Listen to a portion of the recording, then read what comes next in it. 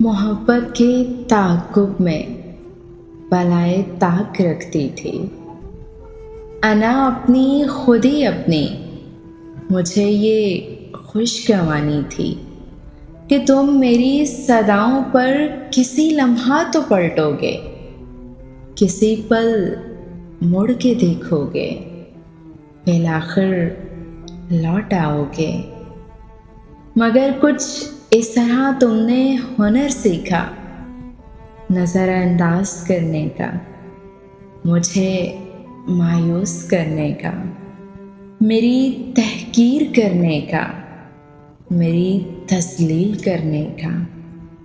मगर छोड़ो भी, जाने दो, मेरी उजड़ी हुई किस्मत में चाहत ही नहीं शायद। फ़क़्त इतना बता दो कि मोहब्बत हमने की थी ना।